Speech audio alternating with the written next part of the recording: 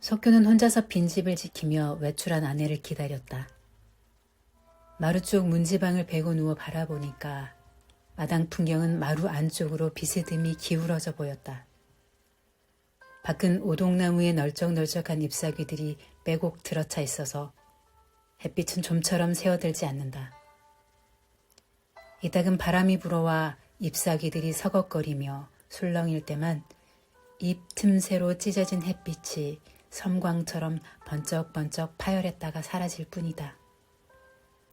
햇빛을 받은 잎사귀들은 얼핏 보면 5월의 실록처럼 반투명이 엷은 초록색으로 변하고 그물처럼 뻗어있는 연맥이 선명하게 드러나 보인다. 서양창이라 여름마다 오후가 되면 해가 들어 방을 후끈 덮여놓던 것이 올 여름에는 무성하게 자란 오동나무 가지들이 추녀 밑으로 뻗어와 이렇게 그늘을 드리워주는 것이다.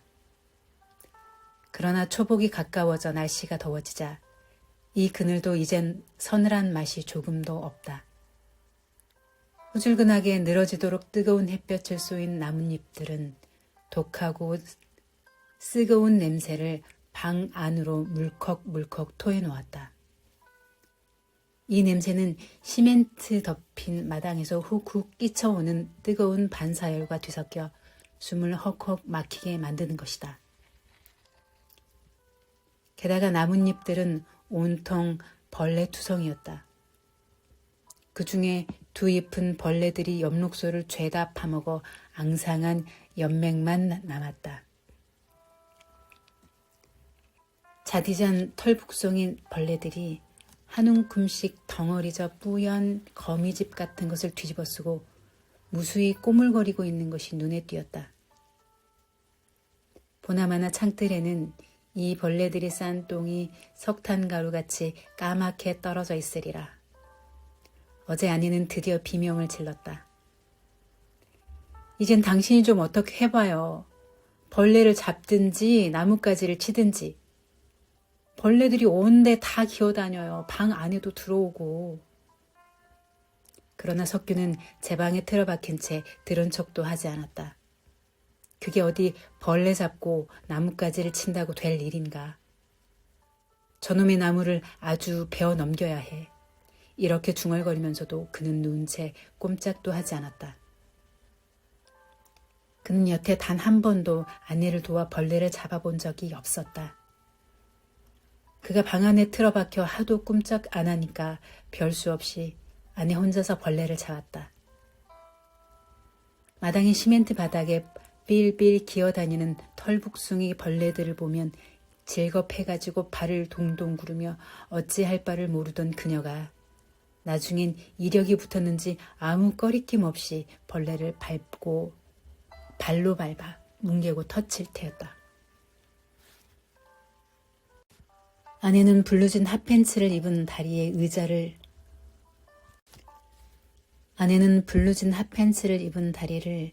의자 위에 올려놓고 기다란 작대기로 벌레 앉은 잎사귀를 따냈다. 아내가 더 높은 가지에 달린 잎사귀를 따내려고 무용수처럼 뒤꿈치를 들고 팡팡한 궁둥이를 얄기죽거리는 모양을 창 너머로 바라볼 때마다 석규는 가슴이 조마조마해지는 것이었다. 가슴에 안으면 뼈마디가 아프게 느껴질 정도로 깡마르던 몸이 어느새 저렇게 살이 붙었나? 허리에 허벅지에 살집이 투덕투덕 붙어 핫팬츠 밖으로 탱탱해진 아내의 몸매에 석규는 적이 놀라는 것이었다. 눈부시게 희디긴 허벅지의 살빛은 여차하면 당장 불타오를 휘발유처럼 위태위태해 보일 지경이었다. 큰 바가지 둘 엎어놓은 것 같이 양쪽으로 짜게져 얄기죽거리는 궁둥이. 아내는 바로 창밖에 있었다. 손을 내밀면 금방 닿을 수 있는 거리였다. 일에 열중한 나머지 작대기로 쿡쿡 내지르며 끙끙 안간 힘을 쓴 소리까지 다 들려왔다. 흡사 그것이 방사 치를 때 아내의 입에서 단 입김에 섞여 나오던 그 앓는 소리 같아서 기분이 묘해지는 것이었다. 아내는 분명 손을 내밀면 닿을 수 있는 아주 가까운 거리에 있었다. 손을 잡아 낚아채기만 하면 아내는 나긋나긋 끌려오리라. 그러나 석규는 그만 고개를 살레살레 흔들고 마는 것이었다. 도무지 자신이 없었다. 아내의 도발적인 핫팬츠는 그에게 더 심한 좌절감만 안겨줄 뿐 불끈 충동을 치솟게 해주지는 못했다. 석규가 늪에 빠진 듯 이러한 무력감에 사로잡혀 옴짝달싹 못한 지가 벌써 한 달이 넘었다. 처음엔 일시적인 심적 현상이겠거니 하고 대수롭지 않게 여겼으나 시간이 가도 도무지 호전될 기미가 없었다. 한밤중에 그 몇 번이나 아내 앞에서 수치스러운 꼴을 당했던가. 아무리 진땀을 삘삘 흘리면서 애썼지만 도무지 이를 치를 수가 없었다. 아무리 구슬리고 달래고 꼬집어도 그놈은 껍질 속에서 통 기어나오지 않았다. 노상 5, 6월의 가래엿 휘늘어져 있을 뿐이었다.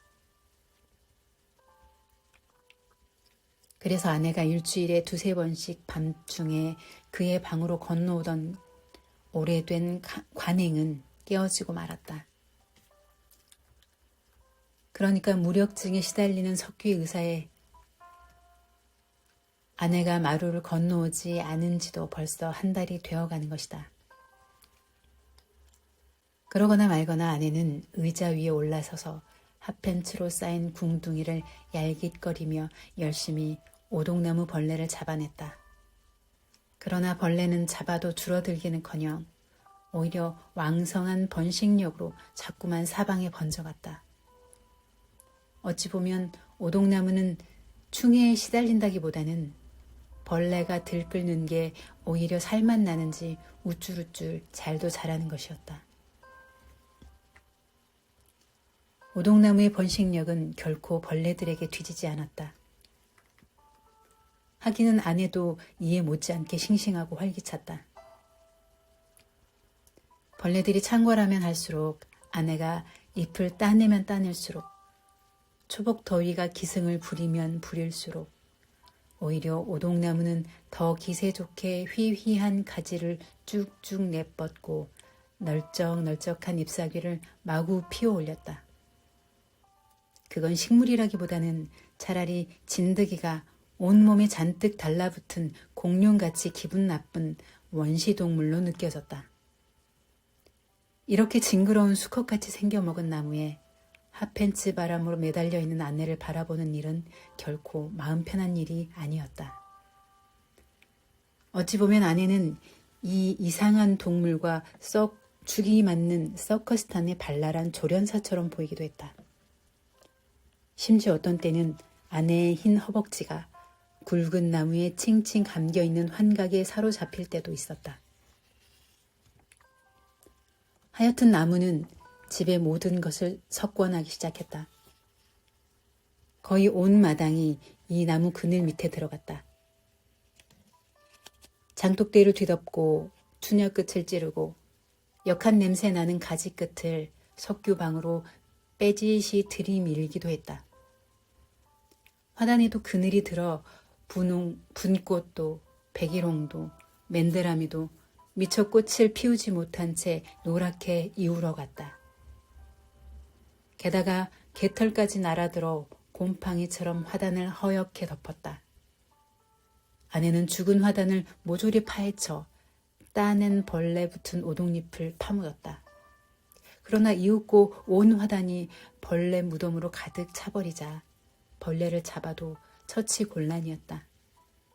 벌레 붙은 잎들은 쓰레기통에 버려졌다가는 사방 벽에 벌레가 기어다닐 판이고 또 청소부가 벌레투성이 나뭇잎을 치워 가줄지도 의문이었다. 그렇다고 그 징그러운 것들을 일일이 발로 짓밟아 죽이기는 더더욱 못할 짓이었다. 그래서 아내는 결국 손을 들고 만 것인데 이제 와서 벌레를 없애는 유일한 방법이 있다면 그건 나무를 밑동에서 싹둑 베어내버리는 것뿐이었다. 저 나무는 4년 전 오랜 전세 생활 끝에 이 2칸짜리 집을 사서 이사 올 때 몸소 사다 심은 것이었다. 밑동이 종아리 굵기만 한 게 다른 나무에 비해 퍽 실팍하고도 값도 싸 보여서 사다 심었는데 그게 알고 보니 개오동이었다. 단지 오동나무라고만 알고 있었는데 나중에 놀러 왔던 장모가 그렇게 일러주었다. 그러면서 개오동은 집안에 심는 것이 아니니 어서 뽑아버리라는 것이었다. 그러나 석규는 미신이 많은 장모의 말을 믿지 않았고 고급 농도 만들고 악기도 만드는 좋은 나무인데 왜 흉물스럽다 하시는가. 게다가 여름날 비가 올 때 저 넓은 잎사귀 위에 후둑후둑 비 떨어지는 소리는 참 듣기 좋았다. 그러나 결국 장모의 말이 옳았다. 오동나무는 이제 도무지 주체 못할 지경으로 커져버린 것이다. 집 위를 온통 뒤덮고 하루가 다르게 무섭게 번식해가는 저 나무를 보면 불현듯 가슴이 섬뜩해지곤 했다. 징그러운 촉수 같은 오동나무 가지는 사방에 뻗어나가 집을 마구 올가맸다. 꽃밭이 죽고 장독대가 그늘졌다.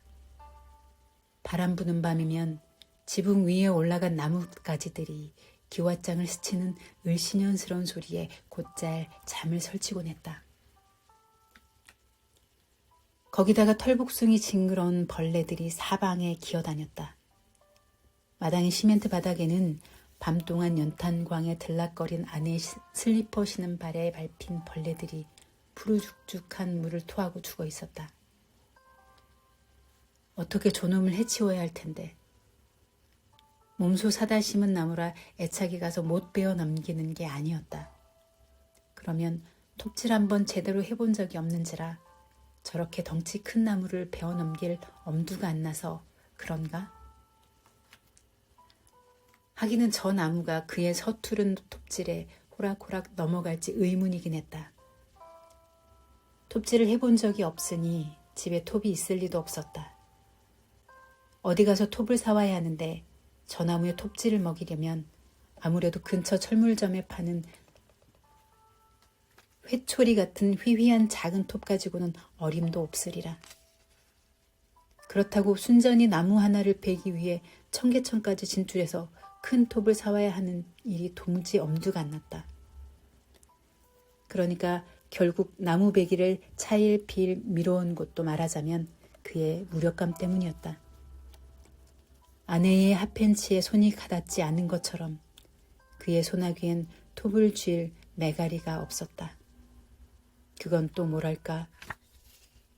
새빵살이 할 적 언젠가 연탄가스 중독처럼 의식은 또렷하여 어서 방문을 열고 공기 맑은 밖으로 나가야지 하고 애를 바득바득 쓰면서도 몸이 달싹하지 않은 무기력감과 같은 것이었다. 도대체 손가락 하나 까딱하기 싫었다.